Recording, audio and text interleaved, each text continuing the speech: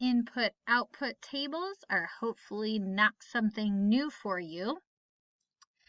Remember, it's if I start with the number 3, I put it in, something happens to it, and then I get something else. Say I added 2, I would get 5.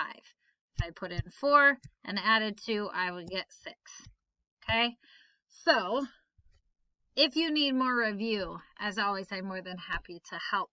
What you are doing for this practice, the first section, there's 3 different sections. The first section, you're writing an expression. So you're figuring out how we got from our input to our output, and we're also finding a missing output. So for example, I know this one is getting bigger. If it's getting bigger, it's almost always either adding or multiplying. So I always like to start with adding. So, okay, go from 1 to 4. 1, 2, 3, 4. Okay, I added 3. Does that also work for the next one? Is 2 plus 3 5? Yes, it is. 3 plus 3 is 6. 4 plus 3 is 7. So that works for all of them. So I would say that this is plus 3. So it's fine if you just write it like that for this section. Our missing number is going to be 8. If it is getting smaller, like it is in number 2, that's a good clue that we are either subtracting or we are dividing. And if you're getting stuck on figuring out what it is, let me know. Now, if we keep going to the next section, you are actually writing a rule.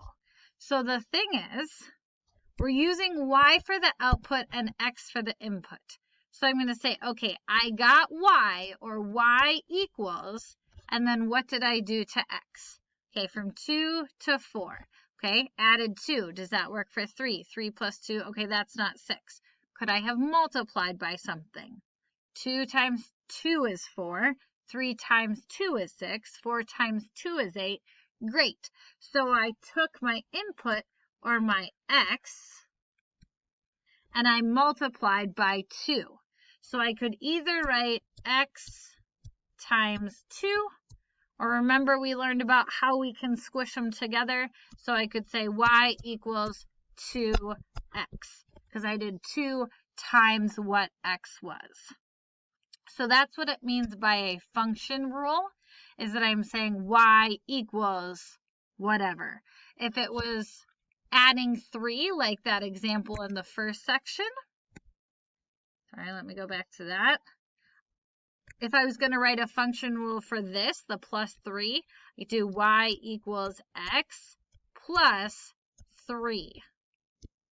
So instead of just writing plus 3, I'm saying x plus 3, because I did it to my input, and I'm saying that is going to give me y. So that equals y. All right? Again, you're finding some missing outputs. And then for these ones, it's giving you a rule, and you have to figure out if it matches the table. So I have y equals 3x minus 1. That means I took x, or my input, remember that's x, I multiplied it by 3, and I subtracted 1. So let's try it. 5. 5 times 3 is 15, minus 1 does equal 14. So that works, because this is my y. 6.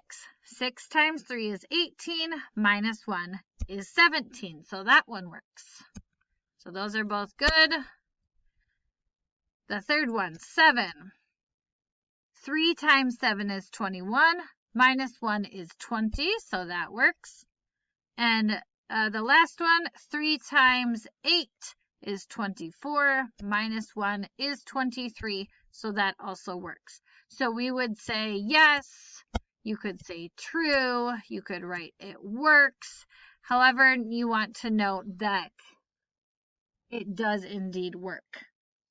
Now for number 10, y equals 5x. Again, remember that means 5 times our inputs, x, should give me my output, y. So 4 times 5 is 20. Oh, they said 16. So that is not right. So we already know that that one does not work because none of them, in fact, are times 5. They're all times 4. All right. I know that was a lot of information, pretty quick. So if you need more examples, you need more clarification, I am more than happy to do so. Just remember, your input is X, your output is Y. So you're always telling me, how did I get to Y if I started with X? Did I add something? Did I subtract something? Did I multiply? Did I divide? All right, I'll leave it at that. And if you need more help, feel free to ask as many questions as you have, or rewatch the video and see if that helps as well. Good luck.